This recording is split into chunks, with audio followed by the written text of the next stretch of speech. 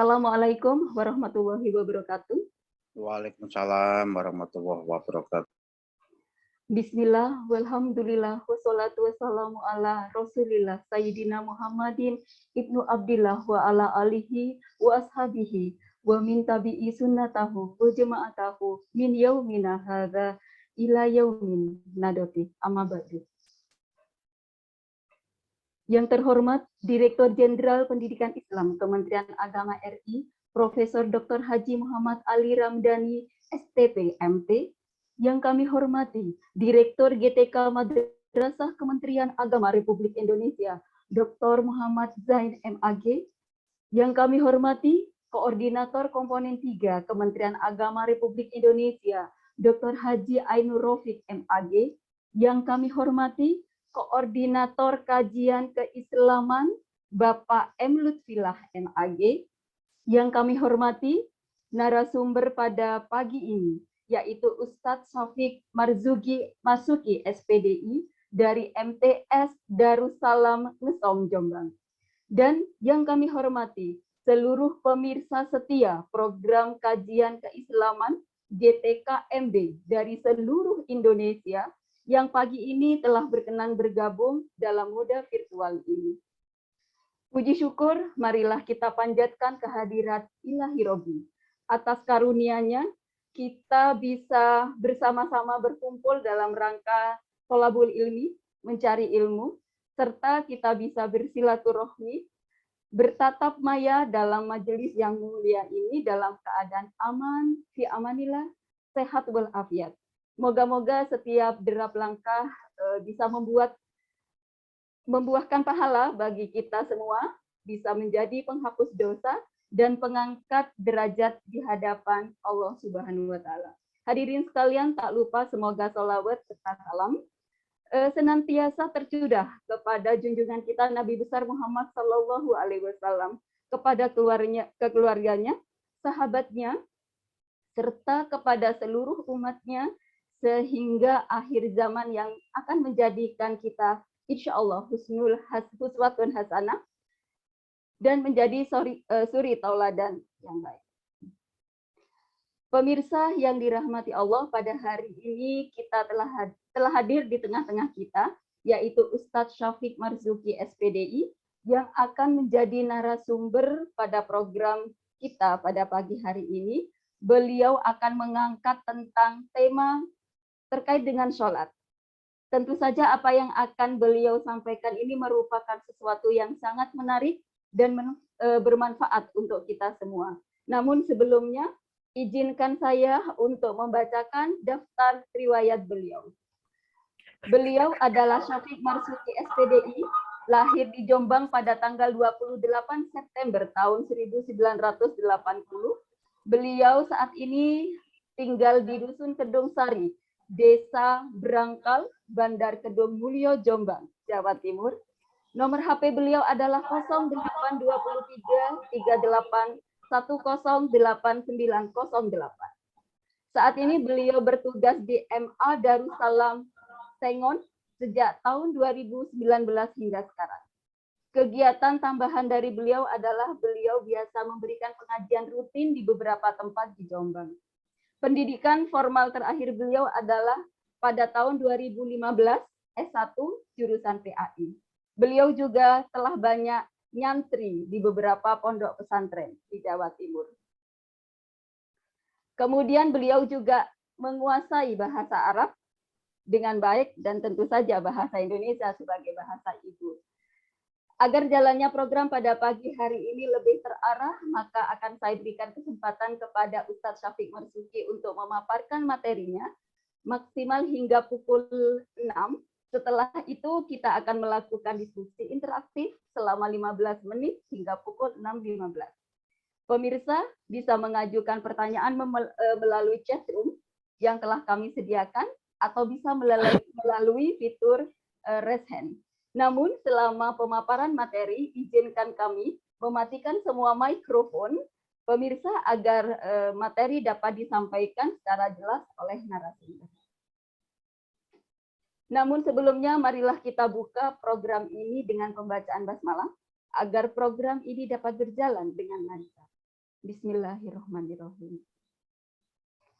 Hadirin sekalian, kita mulai saja kajian keislaman pagi ini. Untuk itu, saya persilahkan kepada yang terhormat Ustadz Syafiq Marzuki untuk memaparkan materinya. Monggo Ustadz. Terima kasih, Ibu. Bismillahirrahmanirrahim. Assalamualaikum warahmatullahi wabarakatuh. Waalaikumsalam Warahmatullahi wabarakatuh. Bismillahirrahmanirrahim. Alhamdulillahilladzi nahmaduhu wa nasta'inuhu wa nastaghfiruh. Wa na'udzu billahi min syururi anfusina wa min sayyiati a'malina. May yahdihillahu fala mudilla lahu wa may yudlil fala hadiya lahu. Wassalatu wassalamu ala sayyidina Muhammadin wa ala alihi wa ashabihi ajma'in. Amma ba'du fala hawla wa la quwwata illa billahil aliyyil azim. Pada kesempatan hari ini, mari kita sama-sama memanjatkan puji syukur kepada Allah Subhanahu wa Ta'ala, di mana pada hari ini kita masih diberi kesempatan oleh Allah, diberi kehidupan, masih diberi maunah kenikmatan, sehingga kita semua dapat hadir di majelis yang penuh mubarakah ini. Mudah-mudahan majelis ini bisa menambahi kita ilmu, baik zahir maupun batin. Maka itu, ya, ketika dalam kehidupan ini adalah suatu anugerah, suatu kenikmatan yang tidak terhingga banyaknya. Itu diriwayatkan ketika Nabi Ilyas, ini contoh betapa anugerah Allah yang berupa kehidupan. Ketika Nabi Ilyas, dia itu mau didatangi oleh malaikat Israel, Nabi Ilyas itu berkata kepada malaikat Israel, Anda ke sini itu mau silaturahim kepadaku atau mau mencabut nyawaku? Malaikat Israel berkata, saya ke sini itu mau mencabut nyawaku.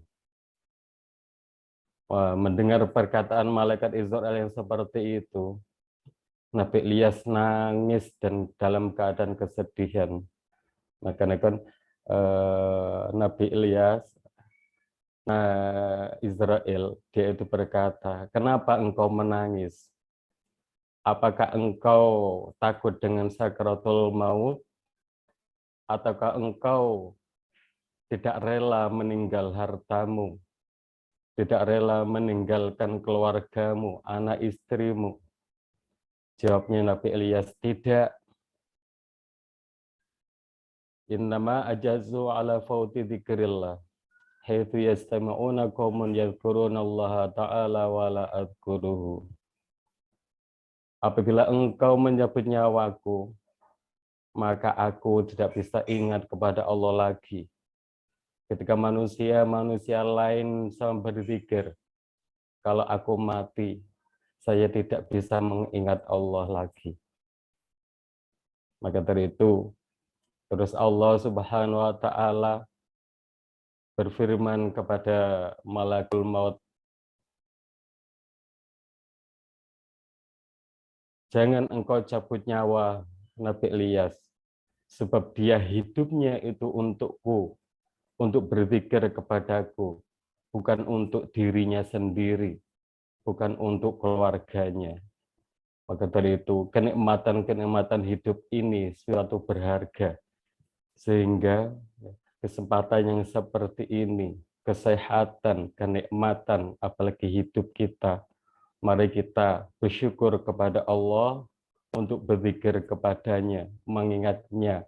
Ini adalah suatu kesempatan yang paling berharga bagi kita. Selanjutnya, di sini materinya adalah sholat adalah kunci dari semua amal ibadah.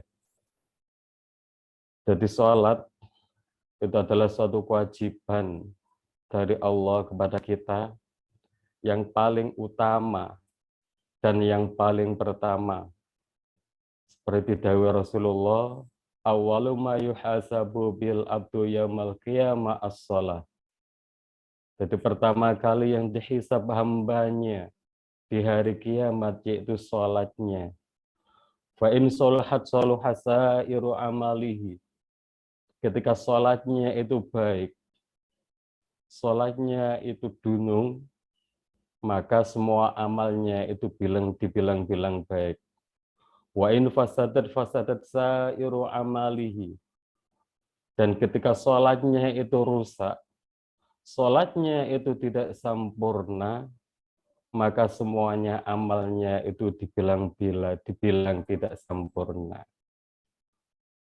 Dan yang menjadi pertanyaan bagi kita, sholat bagaimana yang dimaksud dari sholuhasairu amalihi. Jadi ketika sholat itu baik, maka semuanya amalnya itu dibilang baik. Itu sholat yang bagaimana? Sholat yang seperti apa? Kadang-kadang kita sholat, memang dohirnya, jasadnya, itu menghadap ke kiblat, tapi hati kita itu selain daripada Allah, itu masuk di dalam hati kita. Jasad kita itu selalu menghadap ke kiblat, tapi hati kita itu tidak ingat kepada Allah. Dari itu kita lihat bahwanya Allah Subhanahu wa taala, wala taqrabus sholata wa antum sukara hatta ta'lamu ma taqulun. Jangan engkau mendekati sholat padahal kalian sendiri ikut dalam keadaan mabuk, sehingga kalian tidak mengerti apa yang kalian ucapkan. Imam Abu Hamid bin Muhammad Al-Ghazali itu menafsiri, Aisukara min kafratil hammi min hubbid dunia. Yang dimaksud mabuk adalah hatimu itu terlalu menyayangi dunia, sehingga sholatmu itu tidak ingat kepada Allah, hatimu ingat selain Allah, masih wallah, ingat selain Allah. Wa kami musallin lam yashrabu khamran. Berapa banyak orang yang sholat padahal dia tidak meminum minuman khamr. Wa huwa la ya'lamuna ma yaqulu fi sholatihi. Dan di dalam sholatnya dia itu tidak ingat apa yang diucapkan di dalam sholat, apa yang dihadirkan hatinya di dalam sholat. Dohirnya sholat, jasadnya sholat, tapi hatinya dia itu belum sholat. Ya, sholat yang seperti ini, apa bisa itu tanha anil fasya'i wal munkar. Berapa banyak orang yang rajin sholat, tapi di dalam perbuatannya, di dalam praktek kehidupannya, dia itu selalu melanggar syariat-syariat Islam. Sholatnya itu bukan salah, tapi hatinya itu yang tidak bisa hudur, tidak bisa musyahadah kepada Allah Subhanahu wa ta'ala. Sebagian ulama mengatakan aslul khusyu'i at-tuma'ninatu. Jadi asalnya khusyuk yaitu tuma'ninah, ketenangan hati, wal khudu'u lan rendah hati, wa mahalluhu fil qalbi, dan semuanya itu ada di dalam hati. Makanya dalam materi ini bagaimana kita sholat, jadi antara zahir dan batin itu sama-sama melakukan sholat. Antaranya zahir dan batin, zahirnya itu sholat, zahirnya syariatnya, fikihnya, itu menghadap ke kiblat, menghadap ke Ka'bah Baitullah di Makkah, hatinya kita itu tetap hudur, tetap menghadap, bermusyahadah kepada Allah. Banyak sekali riwayat-riwayat yang menerangkan suatu contoh bagi kita. Bagaimana kita itu sholat bisa hadir kepada Allah. Satu contoh ketika Nabi Muhammad SAW Isra Mi'raj menghadap ke Allah. Jadi sebelum menghadap ke Allah, sebelum Mi'raj dengan malaikat Jibril, hatinya, dadanya dibersihkan dari air Zam-Zam supaya bersih akan menghadap Allah. Begitu juga Nabi Musa ketika mau menghadap Allah di Gunung Tursina. Jadi Allah Subhanahu wa taala menyuruh puasa 40 hari supaya bersih hatinya. Supaya hatinya bisa menghadap kepada Allah Subhanahu wa taala. Dan sewaktu di Gunung Tursina, itu Allah juga menegur malang kepada Nabi Musa. Ya Musa, ikhla'na laika innaka bil wadil muqaddasi tuwa. Wahai Musa, copotlah terumpahmu, copotlah sandalmu, sebab engkau ada di Baitul yang disucikan, rumah yang disucikan yaitu Baitul Muqaddas. Untuk menggambarkan kepada kita, kalau kita mau sholat kepada Allah, kita sowan kepada Allah, kita mi'raj kepada Allah yang berupa sholat, selain daripada syariat, selain daripada fikih, hati kita, roh kita, itu harus kita hadapkan kehadiratnya. Kita bermusyahadah kepadanya, sehingga kita di dalam sholat akan menemukan kekhusyuan, akan menemukan kenikmatan yang tiada taranya, yang tiada bandingannya dibanding kenikmatan-kenikmatan di dunia ini. Maka kan sholat 5 waktu itu bukan suatu kewajiban, tapi suatu kerinduan kita, kerinduan hamba kepada Allah Subhanahu wa taala. Kalau orang itu sudah rindu kepada Tuhannya, dia itu akan merasa nyaman, dia itu akan merasa tumakninah, dia itu akan merasa bahagia di dalam sholatnya. Sehingga di dalam sholatnya, dia itu tidak mau mengakhirinya. Maka kan di dalam sholat yang seperti itu, dia akan merasakan kenikmatan, seolah-olah dia itu tidak mau berpisah dengan Tuhannya. Sholat itu tidak dengan tergesa-gesa, tapi sholat berupa suatu ungkapan hati kita, ungkapan rahasia di dalam kolbu kita, di dalam ruh kita kepada Allah Subhanahu wa taala. Maka kan sijine ulama itu ada yang mengatakan as-sholatu mahallul munajat. Jadi sholat itu tempatnya curhat, tempatnya curhatan hati kita kepada Allah. Kalau hati kita itu tidak bisa hadir kepada Allah, apa mungkin kita itu bisa bercurhat, bisa menghadap kepada Allah Subhanahu wa taala.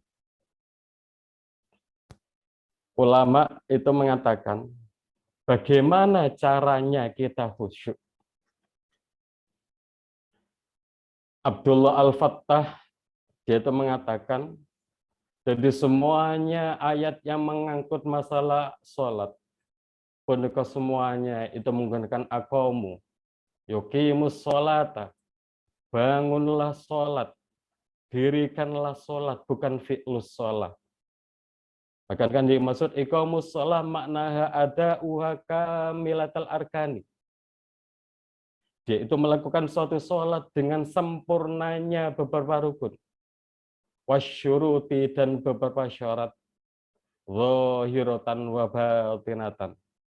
Baik itu syarat berupa zahir, berupa fikih, berupa syariat, wa batinatan lan berupa hakikinya, tauhidnya, hatinya, dan rohnya. Jasmaniyatan wa ruhaniyatan, baik itu sholat, rukun di dalam jasmani, maupun rukun dan syarat di dalam rohani. Jadi umpamanya ada fikih menerangkan syarat syahnya sholat adalah mustaqbilal kiblati. Kita harus menghadap ke kiblat.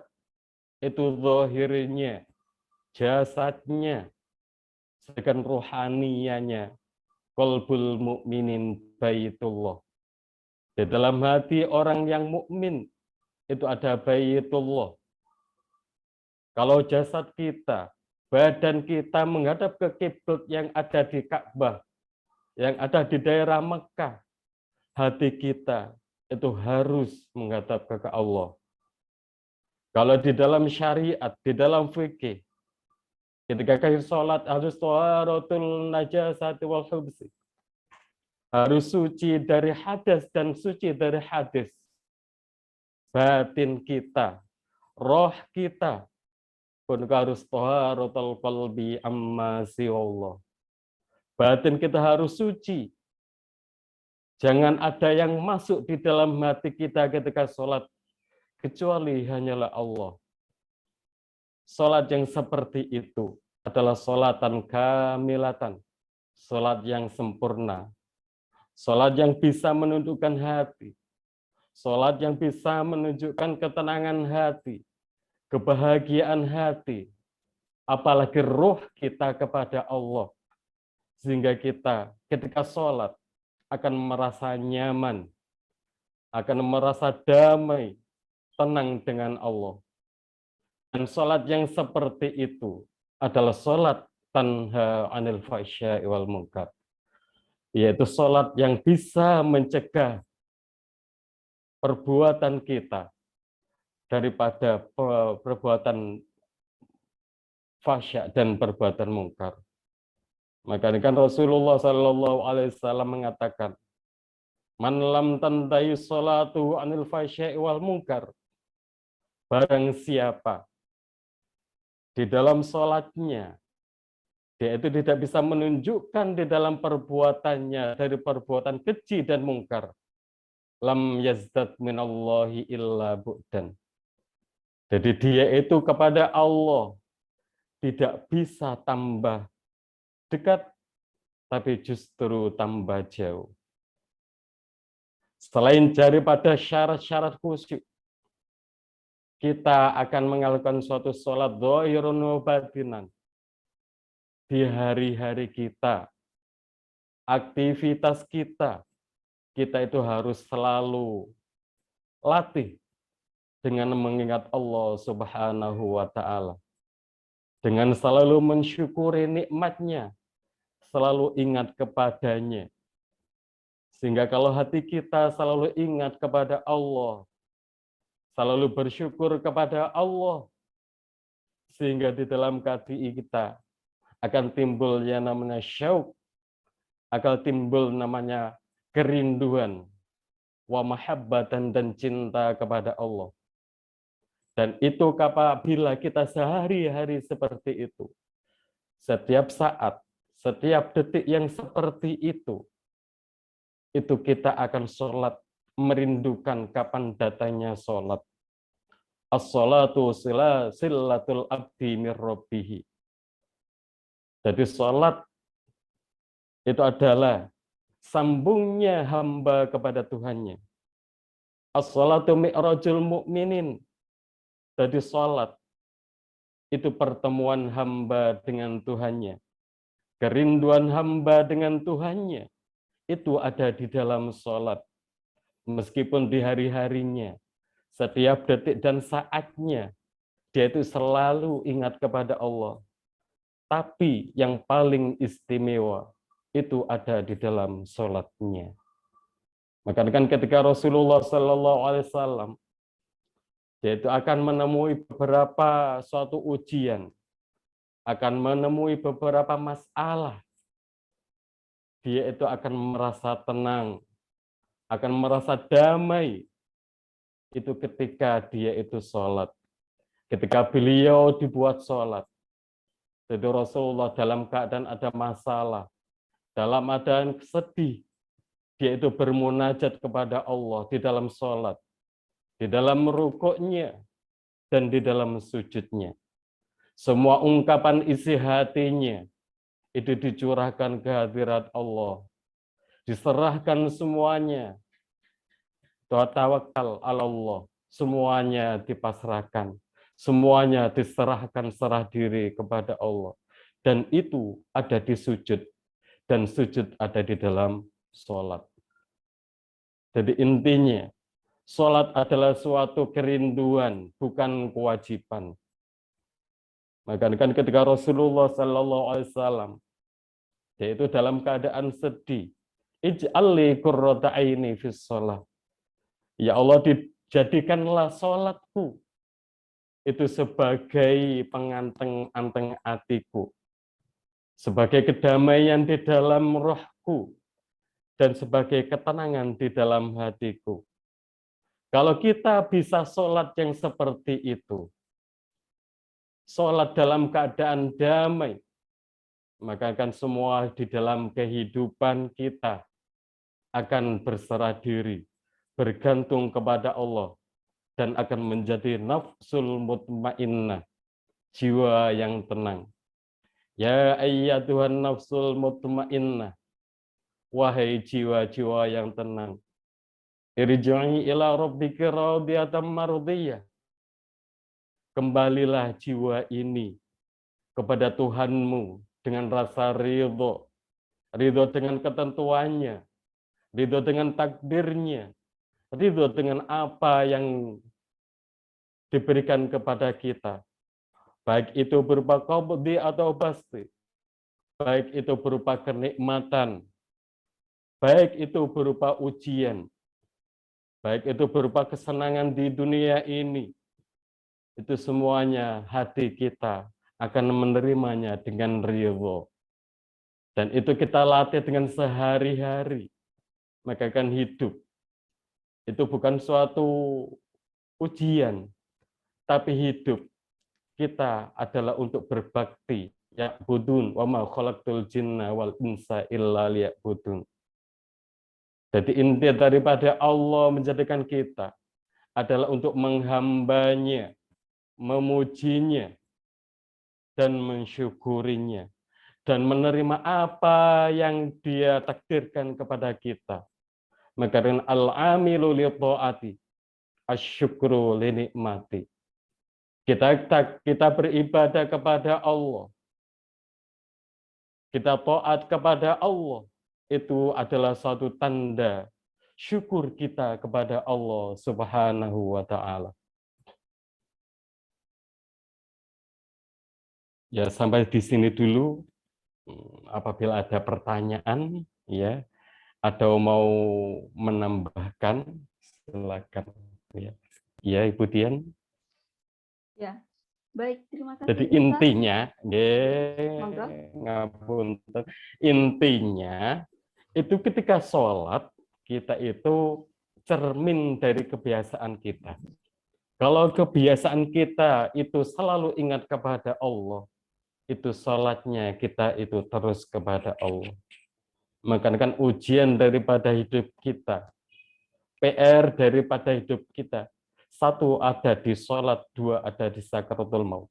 Jadi kebiasaan dan kesenangan kita itulah itu cermin kita di dalam sholat dan sakaratul maut. Maka ketika kita sholat, semuanya setan itu akan mendekat. Ya, terima kasih Ibu. Ya, intinya seperti itu. Ya. Ya, baik. Terima kasih juga Ustadz, sungguh Ya. suatu kajian materi yang luar biasa. Kendati sholat ini memang sudah menjadi kewajiban kita sebagai Muslim, tetapi bagaimanapun juga sungguh masih terasa sulit bagi beberapa orang untuk melaksanakan sholat yang baik, sholat yang khusyuk, sholat yang betul-betul menjadi sebuah sarana, kata Ustadz tadi, untuk bukan saja kewajiban, tetapi peluru rindu kita kepada Sang Allah. Terima kasih, semoga ini bermanfaat dan kita sekarang melakukan diskusi interaktif. Jadi silakan kepada Bapak Ibu pemirsa yang ingin mengajukan pertanyaan kepada Ustadz Syafiq Marzuki, monggo disilahkan bisa raise hand terlebih dahulu, atau mungkin kalau di chat ini belum saya temukan pertanyaan, tetapi mungkin kita bisa langsung saja interaktif karena waktu masih lumayan luas untuk kita berdiskusi pada pagi hari ini. Oh ya, ya. Ya. Oke. Oh, Ya. ini sudah ada dua penanya Ustadz yang sudah raise hand. Yang pertama Bapak Rahmadi Salman dan yang kedua nanti adalah Bapak Kosmara Toha. Kepada yang terhormat Bapak Rahmadi Salman, silahkan pertanyaannya disampaikan kepada Ustadz Syafiq Marzuki. Silahkan Bapak. Iya.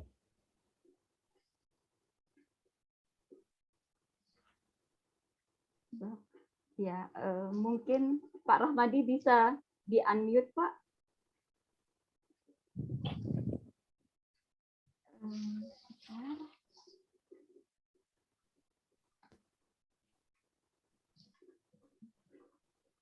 Saya buka dulu ininya untuk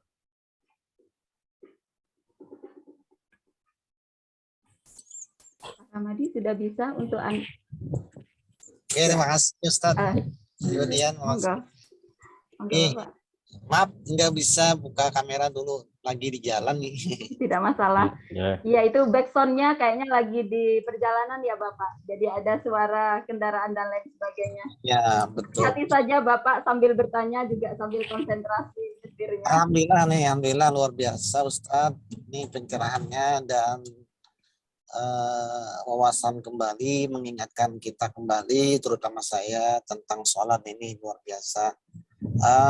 Saya mungkin menambahkan dan gimana ya? Iya, silakan. Begini, hari ini bertepatan mungkin 1 Rajab ya, 1 Rajab, di mana Rasulullah SAW menerima perintah sholat itu di bulan Rajab ini saat beliau peringatan Isra dan Mi'raj gitu. Nah, mungkin tadi dikatakan oleh Ustadz, ketika sholat itu kita bukan hanya sholat zahir, tapi sholat batin atau apa?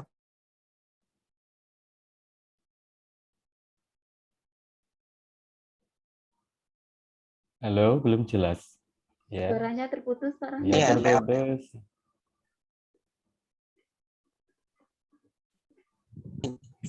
Bisa dengar ya? Sholat itu adalah mi'rajnya orang mukmin. Nah, apakah sama dengan hubungannya dengan sholat, hubungannya dengan atau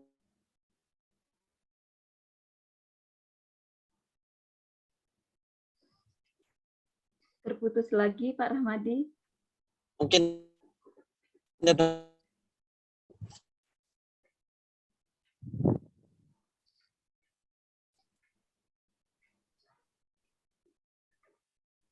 oh ya, terputus lagi ya, sayang sekali.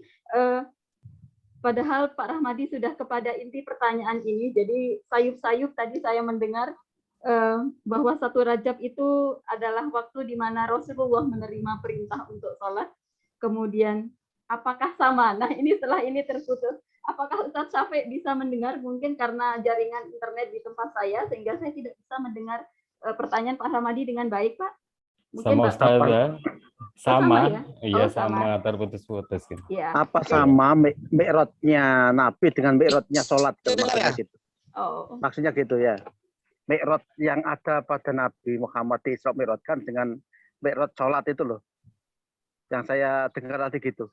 Oh, begitu ya. Okay. Ya.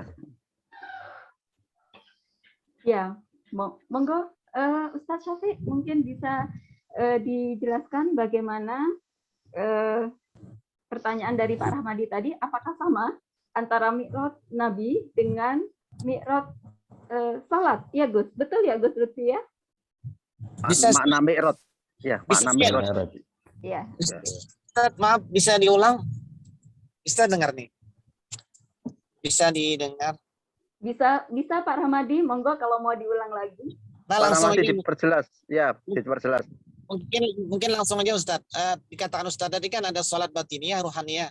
Nah, apakah sholat Mi'rajul Mukminin itu dikatakan oleh Rasulullah itu apakah bagian daripada sholat ruhaniyah atau batiniyah tadi? Itu aja. Terima kasih. Syukran. Ya, terima kasih Pak Rahmadi. Monggo Ustadz bisa dijelaskan bagaimana jawaban untuk pertanyaan Pak Rahmadi. Ya, jadi sholat itu ada dua. Satu adalah sholat antaranya syariat, hakikat, dan ma'rifat. Dan yang kedua adalah sholatul daim. Jadi kita bisa melakukan sholat 5 waktu. Itu ketika kita bisa membiasakan diri dengan sholat daim. Sholat daim itu apa? Alladzina yadhkurunallaha qiyaman wa qu'udan wa ala junubihim yatafakkaruna fi khalqillah. Jadi ketika kita duduk, kita berdiri, berjalan, bahkan kita berbaring, kita selalu mengingat Allah terus-menerus. Itulah sholat daim yang kita bawa, kita praktekkan di dalam sholat 5 waktu. Maka kan intinya, kalau kita sholat 5 waktu, itu bisa menghadap ke Allah, bisa bermusyahadah. Maka selain sholat di waktu-waktu lain, ke aktivitas kita sehari-hari, itu selalu mengingat kepada Allah. Itulah. Kalau kita sehari-hari kok tidak bisa ingat kepada Allah, ya otomatis di dalam sholat kita yang diingat adalah selain Allah. Jadi intinya aktivitas kita sehari-hari itu cermin daripada sholat atau kebalikannya.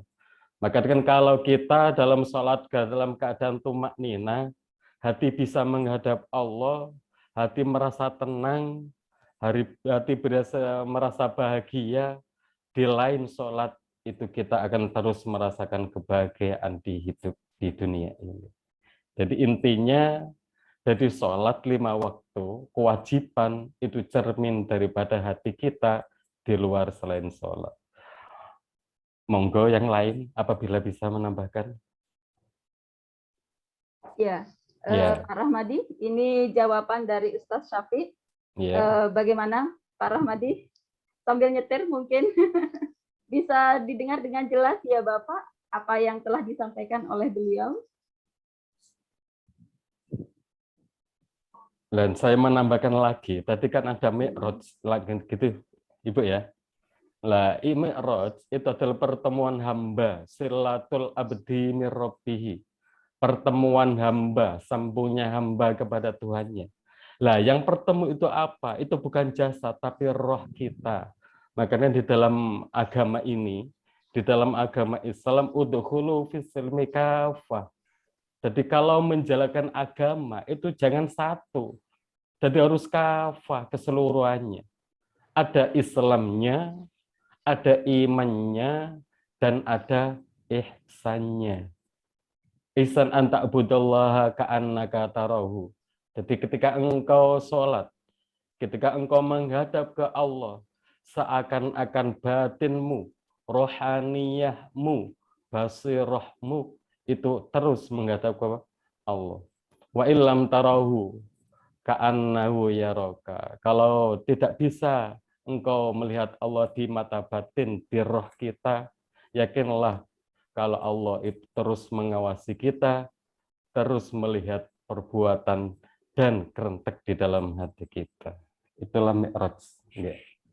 Jadi yang mi'raj itu bukan jasad, bukan zahir, tapi rohaniyah kita.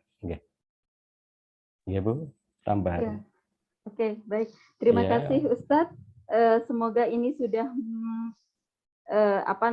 sudah bisa menjawab apa yang ingin ditanyakan oleh Bapak Rahmadi tadi. Kemudian sekarang ada Pak Kosmara Toha. Saya berikan kesempatan kepada Al-Ustadz Kosmara Toha untuk menanyakan atau mungkin menyampaikan sesuatu terkait dengan tema sholat ini kepada Ustadz Syafiq Marzuki. Iya, monggo. Kalau mau menambahi, ya nggak apa-apa. Ya. Kita diskusi Menyempur, ya Ustadz ya. ya menyempurnakan lah kan gitu. Ya. Betul. Monggo Pak Kusmara. Assalamualaikum warahmatullahi wabarakatuh. Waalaikumsalam warahmatullahi wabarakatuh. Terima kasih Bu Moderator, Bu Hajah Dian, Pak Kiai narasumber, Pak Iya. Sapik, yang saya hormati, saya banggakan para peserta atau jamaah kajian keislaman yang saya hormati, saya banggakan. Bukan menambahkan dan bukan pula menyempurnakan, Pak Sapik, saya tidak. Iya, tidak apa-apa kalau mau menyempurnakan ya, kan sharing ya. Ya, tapi ada satu semacam unek-unek begitu ya. Berbicara masalah sholat itu, kalau kita lihat sholatnya sahabat ketika mencabut anak panah saja kan ketika sholat. Sampai-sampai katanya diceritakan di riwayat itu tidak terasa begitu ya. Saking apa, katanya saking khusyuk begitu. Apalagi kalau kita melihat sholatnya Nabi begitu. Sahabat saja sudah seperti itu, apalagi sholatnya Nabi. Kemudian turun lagi ke bawah, mungkin sama juga seperti itu. Tapi turun lagi ke lebih bawah untuk ukuran saya jadi banyak bertanya-tanya begitu. Ukuran khusyuk untuk seperti orang ini bagaimana begitu? Ukuran khusyuk untuk saya yang hidup dalam keadaan seperti ini dan belum bisa seperti sholat yang disampaikan tadi di awal. Itu saja Pak, terima kasih. Ya, terima kasih Pak Kusmara. Ini pertanyaannya singkat tetapi rasanya padat ini nanti penjelasannya karena terkait dengan situasi kita ya Ustadz ya. Iya. Monggo silakan Pak Safi untuk menjelaskannya. Iya. Ya kita mencari ilmu minal mahdi ilal lahdi. Jadi dari ayunan ibu sampai ke lubang kubur, itu intinya, itu kan hati kita, itu supaya bisa menghadap kepada Allah. Supaya hati kita bisa bermusyahadah, kan begitu.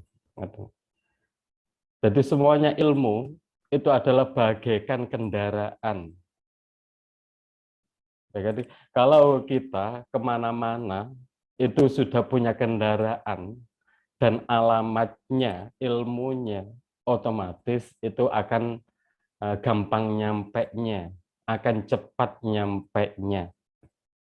Lah kalau masalah jangan kita terpancing kepada suatu cerita.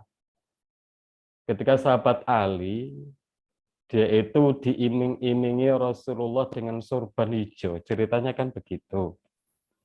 Jadi pada waktu rakaat akhir, sahabat Ali bin Abi Thalib, dia itu di dalam hatinya, dia itu angan-angan dengan sorbannya Rasulullah hijau. Lah, itu kita jangan berkecil hati. Wong sahabat sendiri tidak bisa sholat, padahal itu dia itu bersama Rasulullah dan dia itu langsung menerima dari sabda dari Rasulullah, sholat kok tidak bisa untuk seperti itu. Itu jangan kecil hati. Sebetulnya kita itu bisa. Dengan syarat satu, kita itu harus punya ilmu baik itu syariat dan tauhidnya, syariat dan hakikinya, dan ma'rifatnya. Makanya kan di dalam tadi iqamatus shalah, di dalam sholat itu bahasanya kan iqamah, membangun, bukan kok fi'lu, menjalankan. Itu artinya ada kamilatul arkani wasyuruti dzahiratan wa batinatan, asyari'ata wal haqiqata, jasmaniyata wa ruhaniyata. Jadi yang dimaksud iqamus sholat, kita itu menjalankan sholat dengan sempurna rukun-rukun dan syarat-syaratnya, baik itu syarat zahir berupa fikih atau syariat, dan syarat batin tauhid dan hakikinya. Makanya kan kalau keduanya kita itu berlaku, berjalan bersama, insya Allah sholat yang sempurna, iqomah itu kita bisa jalankan. Zahirnya kita itu menghadap ke kiblat dan Ka'bah Mekah, hati kita menghadap ke Allah. Qalbul mukminin baitullah. Lah caranya gimana? Caranya satu dengan ilmu, dua dengan terus-menerus ingat kepada Tuhan, ingat kepada Allah, lain dari diucapkan kalau tidak bisa. Maka kan kalau menurut kita ini kalau awal-awal ingat kepada Allah dengan bilisan, biljahri, diucapkan banyak-banyak istighfar, banyak-banyak membaca tasbih dan sholawat. Kalau semuanya itu sudah istiqomah, Allah akan menaikkan derajat, menaikkan kelas baru di dalam sir, di dalam hati. Kalau kita di dalam hati, di dalam sir, mengingat Allah dengan istiqomah, Allah akan mengangkat mundakne derajat makomat, itu akan ke sirul asror, yaitu bahasanya roso, bahasa Jawane, atau bahasa Indonesia adalah ruhaniyah. Kalau roh kita itu sudah yang berzikir, selalu ingat kepada Allah, jadi zikir kita itu tidak ada batas waktu, tidak ada batas tempat. Nah, itulah modal kita untuk mi'raj kepada Allah di dalam sholat, untuk menghadap Allah kepada sholat. Jadi intinya yang berzikir itu adalah rohaninya, dan itu dipraktekkan di dalam sholatnya. Jadi intinya zahir dan batin, syariat dan hakikinya. Kalau yang seperti itu, sholat akan merasa nyaman. Sholat akan betah, akan merasa bahagia. Kadang-kadang orang itu mengharapkan kapan sih waktu sholatnya datang lagi. Dia itu bukan kewajiban, beban sholat itu, tapi suatu penantian, kerinduan akan bertemu dengan Tuhannya. Nah, karena itu akan kenyamanan sholat itu yang kalah satu adalah lututnya. Jasadnya kuat enggak. Kalau rohaninya itu akan merasa tenang, tidak mau berpisah dengan Tuhannya. Jadi intinya antaranya syariat dan hakikinya. Oke. Mau menambahkan silakan. Terima Iya, kasih. baik. Ya. Mungkin masih ada yang ingin disampaikan oleh Pak Kusmara terkait dengan apa yang sudah disampaikan oleh Ustaz Syafiq. Sudah, terima kasih, luar biasa, gamblang. Baik. Jadi itulah yang formulasi khusyuk. Iya. Terima kasih. Terima kasih. Betul. Jadi memang sholat ini tidak hanya semata-mata jasad kita Iya. yang kita Iya. hadirkan di hadapan Allah, tetapi juga hati. Dan kadang-kadang Ustadz menata hati untuk khusyuk ini yang lumayan sulit ya, apalagi untuk terus terang saya saja kadang-kadang kalau subuh itu susah untuk benar-benar khusyuk, walaupun saya sudah berusaha. Masih sebagai ibu rumah tangga, sebagai wanita, kadang-kadang masih ingat hari ini apa yang harus saya siapkan dan lain sebagainya. Itu maksud luar biasa. Iya betul. Karena sholat ini memang tiang agama, maka memang kita harus betul-betul untuk memahaminya agar kita dapat esensi sebetulnya apa ini sholat untuk kita hamba, para hamba ini. Kemudian masih ada sisa waktu, ini sekitar 10 menit. Mungkin pemirsa yang lain ingin mengajukan pertanyaan atau mungkin menambahkan segala sesuatu, menambahkan mungkin karena kita sharing ya. Iya, sharing. Dan saya yakin yang hadir di majelis ini adalah orang-orang hebat yang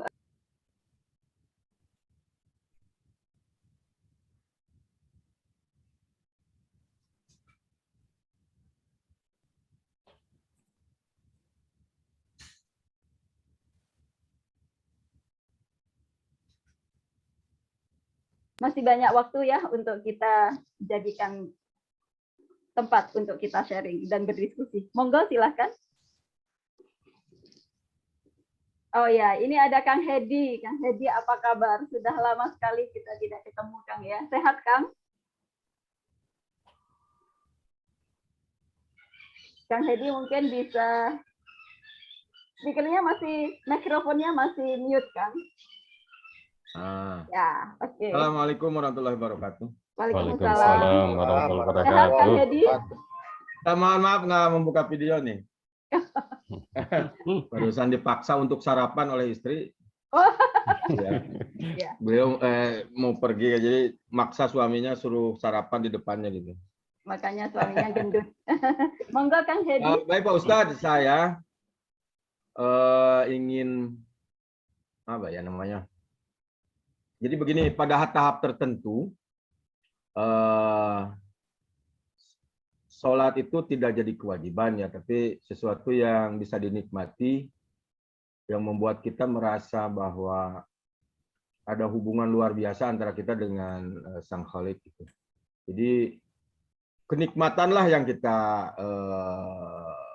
apa namanya terima gitu pada saat sholat, bukannya terpaksa. Hanya saja menurut beberapa guru saya lah yang memberikan peringatan begitu. Jadi pada saat kita mencapai titik kenikmatan tertentu, kemudian kenikmatan itu sedikit membuat kita melupakan hal-hal lain lah yang memang artinya masih kewajiban kita. Artinya kenikmatannya itu sudah berlebihan, itu diingatkan bahwa disitulah setan masuk begitu.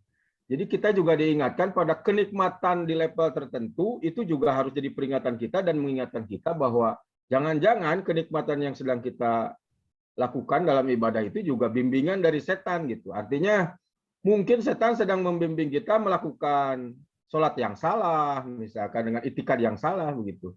Itu Pak Ustadz yang dapat saya apa namanya terima dari beberapa pendapat. Mungkin bisa Pak Ustadz kasih apa namanya ya pendapat lain Pak Ustadz. Terima kasih Pak Ustadz.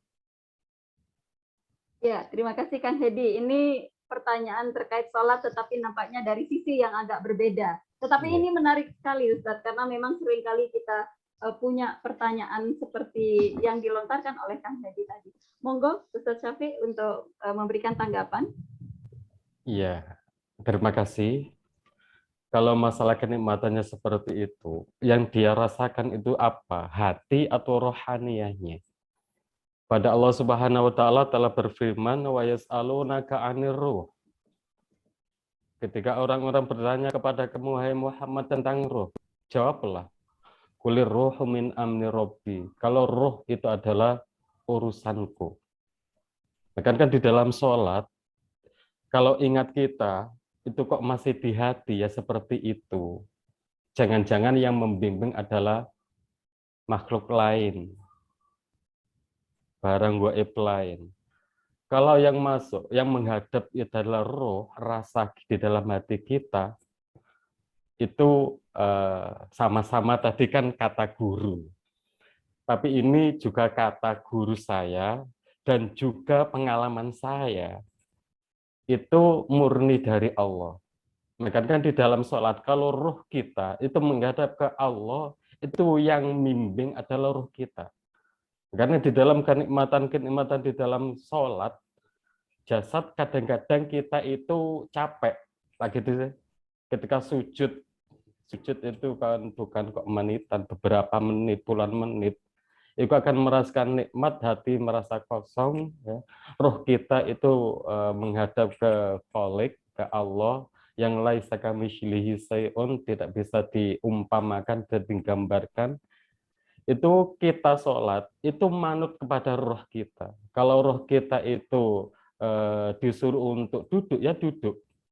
Kalau roh kita itu masih nyaman di dalam sujud, meskipun jasad ini capek, ya mau duduk, ya tidak bisa. Makanya intinya roh dan jasmani itu harus serasi. Dan kalau itu sudah di hati, di dalam hati alias rasa atau roh, itu yang dominan adalah roh kita. Makanya kan kata orang Jawa, ya, oh apa-apa saja ikutilah kata hatimu. Bukan kok hati di dalam dada, tapi hati, mata hati atau basiroh atau roh kita. Ya seperti itu. Ada yang mau nambah? Ya Ibu, Ya. ada yang mau menambahkan? Gimana Kang Hedi? Jadi setan tidak akan bisa menggoda Iya. kita ya apabila kita sudah betul-betul secara hati ini sudah betul-betul menyatu kepada niat kita untuk menyembah kepada Sang Holik. Iya. Ini karena ini sholat adalah bentuk komunikasi kita dengan pencipta alam semesta ini ya Ustadz ya. Jadi ketika kita berkomunikasi mungkin memang kita harus konsentrasi. Jadi seperti saya saja sekarang ini walaupun bukan sholat, saya butuh konsentrasi untuk memandu acara ini. Apalagi ketika kita sholat, kita berbicara, kita berkomunikasi kepada Tuhan, maka memang kita butuh konsentrasi. Apabila kenikmatan itu ternyata kemungkinan lantas ada sesuatu yang menyusup kepada kita, ini kembali kepada kita sendiri bagaimana kita memanage hati kita untuk tetap bisa khusyuk dalam sholat. Mungkin begitu ya Ustaz. Kang Hedi, bagaimana? Nampaknya Kang Hedi masih juga bersarapan ini. Ibu, saya mau menambahkan ya. Nggih, monggo Bapak. Yang dimaksud munajat, komunikasi itu kalau di dalam rasa itu bukan kok hati kita itu berbicara, tidak. Tapi rasa kita, makanya kan ada di dalam diam. Makanya di dalam diam itu sendiri, itu ada beberapa bahasa umpamanya dibahasakan. Satu contoh seperti anak kecil, anak bayi, dia itu kangen sama ibunya, otomatis nangis terus. Lah, kalau ibunya datang menggendong, dan otomatis si bayi itu akan diam. Diamnya itulah ada beberapa bahasa, ya seperti itu. Tak gitu ya. Ya, Seperti betul. ada seorang suami, dia itu berangkat kerja keluar pulau atau keluar negeri, sehingga sampai bertahun-tahun, sehingga si istri dia itu akan merindukan. Lah, bangsa itu mau pulang, ketemu, langsung rangkul, tidak ada kata dan apapun yang dibicarakan, hanyalah kedamaian, hanyalah diam. Diam itulah adalah mengandung beberapa bahasa. Tidak bisa diucapkan. Ya seperti itu, seperti salat. Ya, orang kok munajat itu hati kita berkata, hati kita itu dikembalikan lagi, tinggal tingkatan kita, ya, makomat kita, hadirnya hati kita kepada Tuhan, kan gitu. Sabun. Terima kasih Ustaz. Ya. Nampaknya ini kita sudah sampai pada penghujung. Ini sudah pukul 6:14. Maka kita mungkin bisa mengakhiri pertemuan kita, ngaji kita pada pagi hari ini Ustadz ya. Namun sebelumnya mungkin ada closing statement dari Ustadz yang bisa disampaikan kepada para pemirsa. Silakan Ustadz. Iya. Jadi intinya kita itu hidup mencari ilmu dari lahir sampai sekarang, sampai ke liang landa, ke liang kubur, itu intinya adalah hati kita, roh kita untuk menghadap kepada Tuhan, kepada Allah. Itu. Jadi monggo orang Jawa, dadekno atimu. Kalau hati ini sudah jadi terus-menerus kekal kepada Tuhan, itu enggak, semuanya itu sebab ada jalan yang berupa ilmu. Dan ilmu sendiri itu tidak cukup kalau tanpa diamalkan. Dan amal itu juga harus istiqomah, continue, terus-menerus. Lah, kalau amal dilakukan secara istiqomah, itu menjadikan hati kita menjadi qalbun salim, menjadi terus ingat kepada Tuhan di dalam merasa, selalu syauq, rindu, dan cinta kepada Allah. Jadi intinya semua yang kita pelajari, ilmu itu untuk menghadirkan hati kita kepada Allah. Dan itu prakteknya itu ada di sholat dan sakaratul maut. Intinya seperti itu. Bahkan kan hidup di dunia itu menjadi hidup selamat dunia dan akhirat. Hidup kita tidak akan terbebani. Hidup kita itu akan terasa di surga. Bukan surga di akhirat, tapi kebahagiaan kita, ketenangan jiwa kita, itu ketika nafsu itu sudah lepas dari kita, nyisih atau anak hati kita, maka yang ada adalah kedamaian, kebahagiaan, itulah adalah surga. Fadkhuli fi ibadi wadkhuli jannati. Tidak mengharapkan surga di akhirat, tapi dunia itu adalah lahan surga bagi kita. Ya, seperti itu. Baik. Terima kasih Ustaz.